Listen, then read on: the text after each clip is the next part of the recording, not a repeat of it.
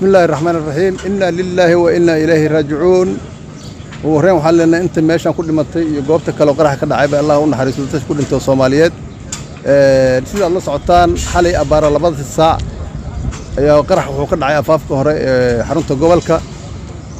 ماشى سوحكو جريودي دد فربنا يكمل ذا هيد اللي بعد آمنة الله ونحرسته نحرست الجنة الله سيو ماشى الله عشان يتوقف العمل يا كل ما قرح مركو دعي كدب وحد أوعيها ماشى سكر دعي يميدتكي سيدا عادو طاي وحلا كان اسبتالك وين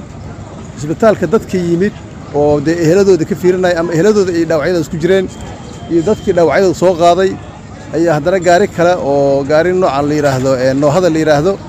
ayaa waxay isku qorxisay isbitaalka hortiisa waa aragtaan isbitaalka soo burbursan yahay isbitaalka weyna magaalada Beledweyne goobaha ganacsiga si oo walba inuu arkaysaan meeshan gaari qarax aad iyo aad u xoog badan ayaa ka dhacay dadka ugu badan halkan ay ku dhinteen dadka hilbahoodii ilaa xalay ilaa saaka ayaan guraynay dad badanna dadkii shacabka ahaa ayaa dhaawacyada iyo meedadkii maadaama waqti habeen ay ahayd ka qaaday hadda waxaan wadnaa tirkoobkii muxuu ahaa dadkan san u xaqiijin lahayn meeshaan ku dhintay waxaan qiyaasaynaa inay tiro aad iyo aad u badan tahay inta hadda aan hubno waa 30 tiro kor u dhaafayso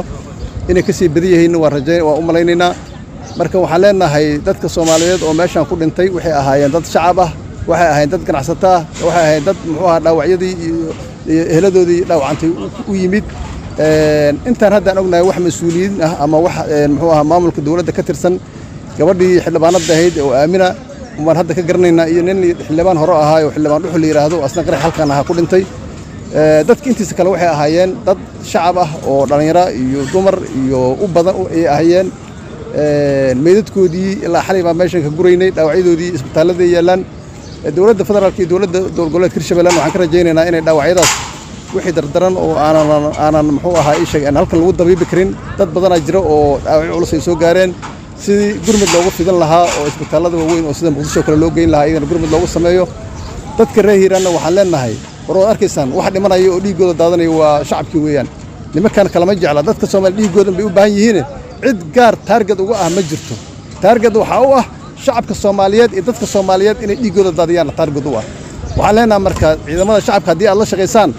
intay xafadihiina ku jiraan guriyada ku jiraan ayay ka soo ambabaxayaan ayaga lagu qarinayaa waxaan leenahay marka hadii aad qariso ama gurigaaga aad ka soo sheegi weyso ama intaad information aad ciidamada amniga la soo xiriiri weyso walaalo ama aad ku dhimanaysid ama walaalka ku dhimanaya ama mid kale oo ehelkiina ku dhimanaya waxaan leenahay marka shacabka si dhiigina loo badbaadiyo aan hal dhinac ayaan ugu jeesana cadowga ciidamada dawladda hadda sida la socotaan hadda baaritaanna iyo xaafadaha kala duwan ee gobolka magaalada Beledweyne ay ku wadaan waxaan rajaynaynaa insha Allah tacaala waxaan dhibkan dhacay dad isqarxiyay oo naftooda haleegayaal ayaa ka dambeeyay laakiin dadkii soo abaabulay iyo meelaha laga soo abaabulay iyo xarumihii meelaha ka yimaadeen insha Allah tacaala dadkii baa kulli dad baa jira waxaan shaqo ku lahaa inaan ciidamada amniga ay gacantooda soo gali doonaan waan rajaynaynaa insha Allah tacaala shacabkana ayagana wax ka codsanaynaa in la shaqeeyaan